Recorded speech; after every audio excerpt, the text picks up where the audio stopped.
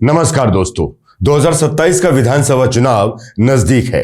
भाजपा और कांग्रेस एक बार फिर मैदान में है, लेकिन इस बार कहानी सिर्फ दो दलों की नहीं, इस बार मैदान में है क्षेत्रीय ताकतें, उत्तराखंड क्रांति दल और उत्तराखंड स्वाभिमान मोर्चा।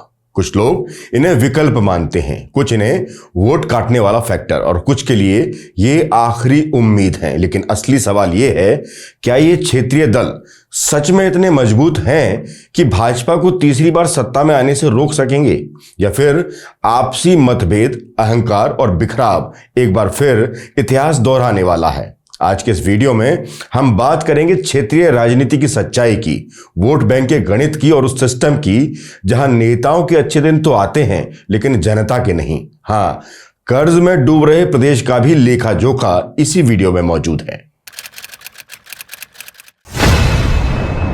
2027 के सत्ता संग्राम में अब बस कुछ ही समय बाकी है।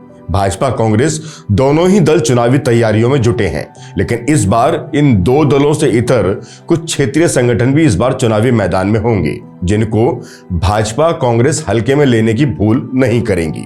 इन क्षेत्रीय संगठनों में यूकेडी यानी उत्तराखंड क्रांति दल और उत्तराखंड स्वाभिमान मोर्चा के रूप में दो विकल्प और चुनावी मैदान में होंगे। लेकिन बड़ा सवाल यह है, क्या ये क्षेत्रीय दल इतने ताकतवर हैं कि भाजपा जैसी पार्टी को तीसरी बार सत्ता तक पहुंचने से रोक पाएंगे? ये सवाल इसलिए क्योंकि यूकेडी भी जानती है कि अकेले अपने दम पर चुनाव में जाना आसान नहीं।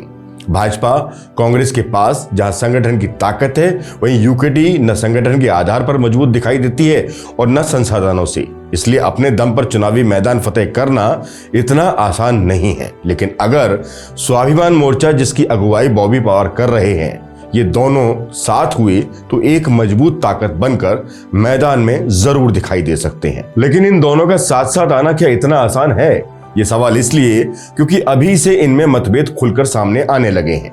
दोनों ही संगठनों के पास युवाओं की ताकत है, लेकिन जिस तरह के मतभेद अब दोनों के बीच सामने आने लगे हैं, वो चुनाव से पहले भाजपा को जरूर गदगद कर रहा होगा, जबकि कांग्रेस इससे थोड़ा परेशान होगी। भाजपा को जहां लग रहा है कि अगर ये सभी अलग अलग चुनाव लड़े तो सरकार से नाराज वोट या विपक्षी वोट बैंक कांग्रेस या किसी एक को न जाकर बट जाएगा और भाजपा का काम आसान हो जाएगा, जबकि कांग्रेस को चिंता है अगर वोट बैंक बटा तो नुकसान कांग्रेस का ही होगा, जिसका एक उदाहरण केदारनाथ उपचुनाव में भी है, जहां कांग्रेस का वोट बढ़ने के बाद भी वो चुनाव हार गई। सत्ता से नाराज वोटर कांग्रेस की तरफ तो गया, लेकिन एक बड़ा हिस्सा स्वाभिमान मोर्चा के त्रिभुवन चौहान ले गए। नतीजा, भाजपा जिस सीट पर कांटे का मुकाबला मान रही थी, वो सीट वो आसानी से जीत गई। यूकेडी में जहां आशीष नेगी के रूप में एक चेहरा उभरा है, तो बॉबी पवार सड़क से संघर्ष करके आज इस मुकाम तक पहुंच पाए हैं। उनकी पूरी चर्चा प्रदेश में हो रही है, लेकिन ये दोनों युवा आज अलग अलग राह पर नजर आते हैं। अभी हाल ही में आशीष नेगी से किसी ने स्वाभिमान मोर्चा को लेकर सवाल पूछ डाला, तो आशीष नेगी ने जो जवाब दिया, उसने स्वाभिमान मोर्चा के समर्थकों में नाराजगी बढ़ा दी।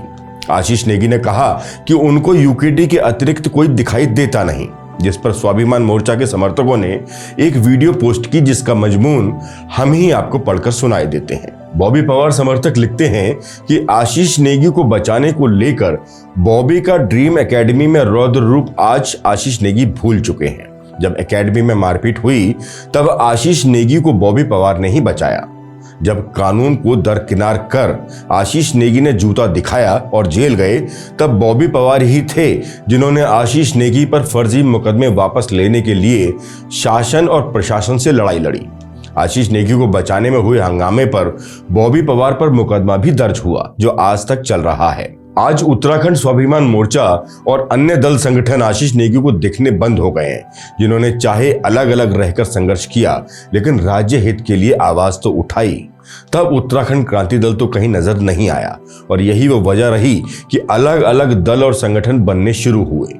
अगर उक्रांत पहले ही सक्रिय होता तो अलग अलग संगठन न बनते। जब कोई निर्णायक संगठन इस प्रदेश के हितों के लिए आवाज उठाते हुए नजर न आए तो ये लाजमी है। स्वाभिमान मोर्चा समर्थक दावा कर रहे हैं कि आए दिन उत्तराखंड क्रांति दल के अंदर गुटबाजी के आरोप खड़े होते हैं, भाजपा एजेंट होने के आरोप लगते हैं। जनता पहले समझे तब निर्णय ले। उत्तराखंड स्वाभिमान मोर्चा ने 3-4 वर्षों में वो निर्णायक लड़ाई लड़ी है जिसे ये 25 वर्षों से लड़ नहीं पाए, और साथ ही चुनावों में धरातल पर परिवर्तन करके दिखाया है। भावनात्मक रूप से चुनाव लड़कर परिवर्तन असंभव है। अनुशासित तरीके से मजबूत रणनीति अपनाकर आगे बढ़ेंगे तो भ्रष्टाचारी पार्टियों को रोकने में सफल होंगे और राज्य के हितों को बचा पाएंगे। इस पोस्ट से ये तो जाहिर हो गया है कि मतभेद अब खुलकर सामने आने लगे हैं। ये सच है कि यूकेडी के लिए आज भी जन भावनाएं उत्तराखंड में मौजूद हैं, लेकिन ये भी सच है कि राज्य बनने के बाद यूकेडी का इतिहास उन जन भावनाओं के उलट रहा।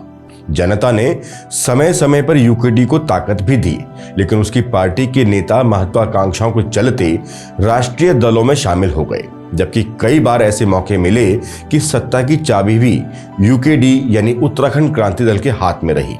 तब अगर उनके नेता इस चाबी के दम पर इस प्रदेश में बहुत से ऐसे काम कर सकते थे जो उनके एजेंडे में थे, लेकिन इसके उलट वो उन्हीं दलों के होकर रह गए, जिसका नतीजा ये हुआ कि जनता का भरोसा उन पर से उठ गया। प्रदेश में अनेक जन मुद्दों पर हाल के कुछ वर्षों में बड़े आंदोलन हुए हैं, लेकिन यूकेडी किसी भी आंदोलन को लीड करती दिखाई दी नहीं। हाँ, पहाड़ मैदान की राजनीति करने के आरोप उन पर जरूर लगते रहे। कुल मिलाकर राज्य बनने का श्रेय जरूर यूकेडी को मिलना चाहिए, लेकिन यह भी सच है कि राज्य बनने के बाद यूकेडी धरातल पर कुछ ऐसा कर नहीं पाई कि जनता का भरोसा उन पर बना रहे। इसके उलट बॉबी पवार ने बेरोजगार युवाओं के आंदोलन से शुरुआत करके अनेक जन मुद्दों पर सड़कों पर आवाज बुलंद की, जिससे उनके साथ लोग जुड़ते चले गए और आज स्वाभिमान मोर्चा के रूप में उनका राजनीतिक संगठन आकार ले रहा है। अभी हाल ही में पेपर लीक की सीबीआई जांच होना भी उनके संघर्ष और उनके संगठन की बड़ी जीत रही है। कई भ्रष्टाचार के खुलासे उनके संगठन ने किए हैं, जिनमें कार्यवाही के लिए सरकार को मजबूर भी होना पड़ा। साथ ही कई परीक्षाओं को सरकार को जल्द कराने को लेकर विवश होना पड़ा। कुल मिलाकर एक मजबूत विपक्ष के रूप में वो दिखाई देते हैं। अब चुनावी गणित ही देख लीजिए। उत्तराखंड क्रांति दल ने 2022 के राज्य विधानसभा चुनावों में कुल लगभग 1.08% वोट शेयर प्राप्त किया था। उनके लगभग सभी प्रत्याशियों की जमानत जब्त हो गई। ये दर्शाने के लिए काफी है कि सिर्फ भावनाओं के आधार पर चुनाव नहीं जीते जाते। हर चुनाव में यूकेडी के लिए सोशल मीडिया पर जबरदस्त सपोर्ट दिखाई देता है, लेकिन चुनावों में वो वोट में तब्दील होता नहीं। जबकि स्वाभिमान मोर्चा एक रणनीति के तहत चुनावी मैदान में उतरता है, जिसका नतीजा भी दिखाई दे रहा है। 2024 लोकसभा चुनाव में 2 लाख के करीब वोट लाकर बॉबी ने दिखाया कि उनका संगठन अब राजनीति में भी बड़ा दखल रखने वाला है। निकाय चुनावों में कई नगर पालिका अध्यक्ष और सभासद भी जीत कर आए हैं। केदारनाथ उपचुनाव में त्रिभुवन चौहान लगभग 10,000 के करीब वोट लेकर गए। ये बताता है कि दोनों संगठनों में कुछ बुनियादी फर्क हैं, जिनमें यूकेडी पिछड़ी हुई दिखाई देती है। हालांकि दोनों के समर्थक चाहते हैं कि दोनों को आपसी मतभेद भुलाकर प्रदेश हित में एक साथ आना चाहिए, जिसकी पहल खुद बॉबी पवार आगे बढ़कर कर चुके हैं। अभी हाल ही में दोनों संगठनों के पदाधिकारी इस मुद्दे पर बैठक भी कर चुके हैं, लेकिन आशीष नेगी का इस तरह से बयान आना इन कोशिशों को झटका देता है। बॉबी पवार इससे भी आगे बढ़कर स्वाभिमान मोर्चा, यूकेडी और कांग्रेस को एक साथ भाजपा के खिलाफ लड़ने की बात कह चुके हैं। अगर धरातल पर ऐसा होता है तो स्वाभिमान मोर्चा और यूकेडी दोनों के लिए ही एक संजीवनी का काम कर सकता है। यकीनन कांग्रेस, यूकेडी और स्वाभिमान मोर्चा अगर सच में एक साथ आए तो भाजपा को सत्ता से बेदखल किया जा सकता है। सही सीट शेयरिंग से स्वाभिमान मोर्चा और यूकेडी के कुछ युवा विधानसभा जरूर पहुंच सकते हैं, लेकिन यह भी उतना ही बड़ा सच है कि अगर ये सभी अलग अलग होकर चुनावी मैदान में उतरे तो भाजपा की बल्ले बल्ले होनी तय है। इसी 2027 के चुनाव में अगर यूकेडी स्टैंड लेने में नाकाम रही तो लगातार गिरता वोट प्रतिशत और एक हार और यूकेडी के अस्तित्व के लिए खतरा बन सकती है। विपरीत इसके स्वाभिमान मोर्चा अभी नया है, तो उनके पास हार के बावजूद इतना कुछ दांव पर नहीं होगा, लेकिन यूकेडी एक और हार के बाद जमीनी स्तर पर खड़ी रह पाएगी, ये बड़ा सवाल है। यूकेडी के नेताओं को एक बात और समझनी होगी कि लड़ाई प्रदेश के मुद्दों की हो, बांटने की नहीं। इन्हीं कुछ मामलों की वजह से उत्तराखंड क्रांति दल के दो प्रमुख नेताओं आशीष नेगी और आशुतोष नेगी पर बड़ी संख्या में मुकदमे दर्ज हैं। लेकिन प्रतीत होता है कि ये मुकदमे ना तो बेरोजगारों की लड़ाई लड़ते हुए लगे हैं और ना ही पहाड़ के मूल निवासियों की मूलभूत सुविधाओं की लड़ाई के दौरान लगे हैं। आशीष और आशुतोष दोनों ही इस प्रदेश के अच्छे नेता बनकर उभर सकते हैं, लेकिन सवाल उन्हें सिस्टम चलाने वाली सरकार से पूछने होंगे। खैर, इस पर आप क्या राय रखते हैं, हमें कमेंट के जरिए जरूर बताएं। इस बीच हम चलते हैं अगली खबर की तरफ। कहते हैं अच्छे दिन सबके आते हैं, लेकिन लगता है उत्तराखंड में ये अच्छे दिन सिर्फ नेताओं के लिए आरक्षित कर दिए गए हैं। प्रदेश का युवा कोई डिग्रियां लेकर बेरोजगारी की लाइन में खड़ा है, कोई ठेकेदारी, संविदा और आउटसोर्स के नाम पर 8 से 10,000, 12 से 15,000 की तनख्वाह में परिवार पालने को मजबूर है। लेकिन सरकार का ध्यान उधर जाता नहीं। सरकार का ध्यान जाता है वहां जहां विधायक, मंत्री और पूर्व विधायक बैठे हैं। 2024 में उत्तराखंड की धामी सरकार ने विधायकों के वेतन भत्तों में भारी बढ़ोतरी कर दी थी। पहले विधायक को लगभग 2,90,000 प्रति माह मिलते थे। संशोधन के बाद यह राशि बढ़ाकर लगभग 4 लाख प्रति माह कर दी गई, यानी कमाई सीधी दोगुनी। सिर्फ मौजूदा विधायक ही नहीं, पूर्व विधायकों की भी चांदी है, जिनकी पहले पेंशन 40,000 रुपए प्रति माह थी। धाकड़ फैसला लेते हुए धामी सरकार ने 2024 में बढ़ाकर 60,000 प्रति माह कर दिया, यानी काम कुछ किया हो या नहीं, पर पेंशन एकदम बक्की। कमाल की बात देखिए, इस फैसले से पक्ष और विपक्ष दोनों के विधायक खुश हैं। सरकार ने एक तीर से सबको साध लिया है, लेकिन इसी सरकार को जब दैनिक वेतन भोगी, संविदा या आउटसोर्स कर्मचारी अपनी तनख्वाह बढ़ाने की बात कहते हैं तो अचानक बजट नहीं है, राज्य पर आर्थिक बोझ है, स्थिति अनुकूल नहीं है। इस तरह के बहाने सरकार को याद आने लगते हैं। मैं गरीब हूँ। हकीकत प्रदेश की यह है कि जिला अस्पतालों में डॉक्टर नहीं, पहाड़ों में एम्बुलेंस नहीं, गरीब इलाज के लिए जेवर और जमीन बेच रहा है। लोग इलाज के अभाव में दम तोड़ रहे हैं, लेकिन सरकार ने विधायकों के लिए विदेश में इलाज की सुविधा भी मंजूर कर दी है। यानी जनता इलाज और पैसे के अभाव में मरती रहे, लेकिन जो पैसा टैक्स के नाम पर फिर भी सरकार उनसे वसूल लेती है, उसी पैसे से नेताजी का विदेशों में इलाज पक्का। इतने पर भी बस नहीं हुआ तो धाकड़ सरकार ने अब मंत्रियों की भी बल्ले बल्ले कर दी।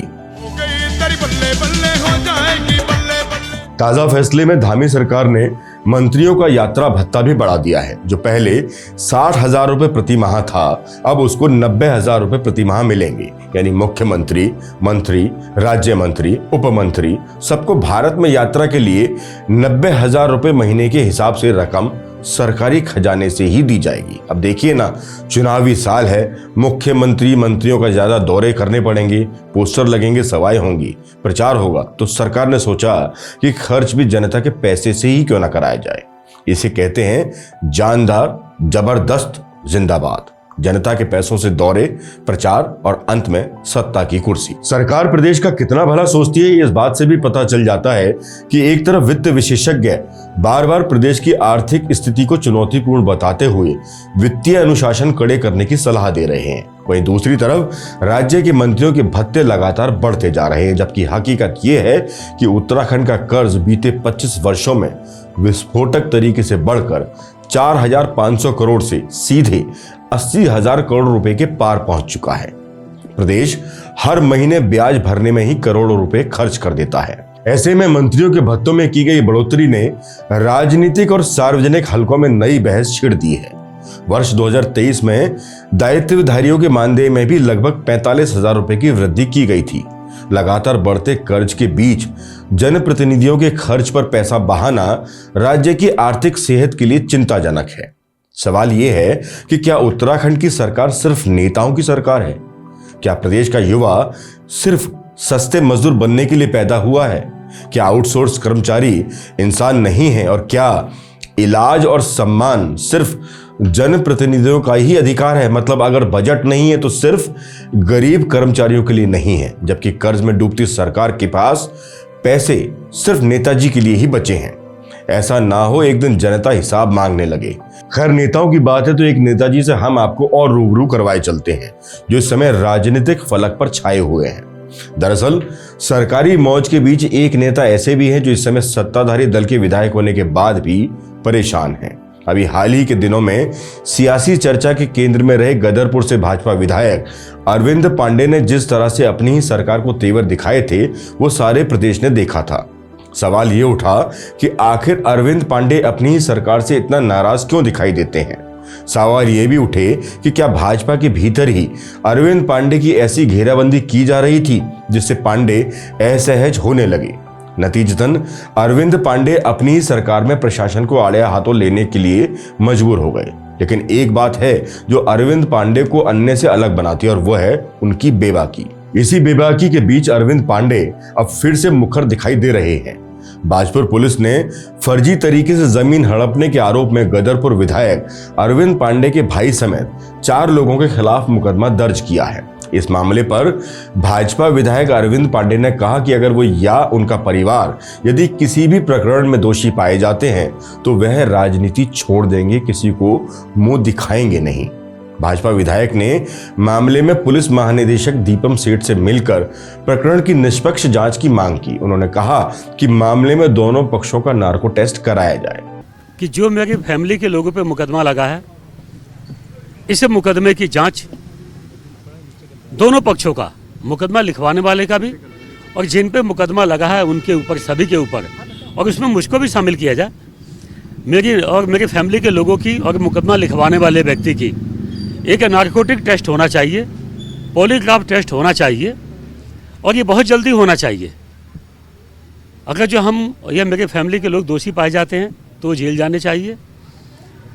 और हो सकता है 1% मान लो ये सब षड्यंत्र हो तो मेरे फैमिली के लोग इसको क्यों झेलें। इसलिए नार्कोटिक टेस्ट की मैंने मांग की है। और आजकल सेंटर से ही व्यवस्था है कि नेताओं पे लगे हुए मुकदमों की जांच जल्दी जल्दी होनी चाहिए, कोर्ट में सुनवाई जल्दी होनी चाहिए। तो मैंने डीजीपी महोदय से ये मांग की है कि इस मुकदमे की जांच थोड़ी जल्दी हो जाए। अरविंद पांडे जिस अंदाज में ये बयान दे रहे हैं वो इतना तो दिखाई रहा है कि अरविंद पांडे को जांच से डर नहीं है। इसका मतलब उनको अपने पाक साफ होने का पूरा भरोसा है। अगर ऐसा है तो क्या अरविंद पांडे को जानबूझकर निशाने पर लिया जा रहा है? क्या किसान सुखवंत सिंह आत्महत्या केस में सीबीआई जांच की मांग करना और किसान के पक्ष में खड़े होना अरविंद पांडे को एक धड़े के निशाने पर ले आया है? अरविंद पांडे लगातार कह रहे हैं कि उनके और उनके परिवार की जांच की जाए और अगर वो दोषी पाए जाते हैं तो उनको सजा दी जाए। इतना ही नहीं, अरविंद पांडे कह रहे हैं कि उनका भी और उनके खिलाफ शिकायत करने वालों का भी नार्को टेस्ट करवाया जाए ताकि सच सामने आए।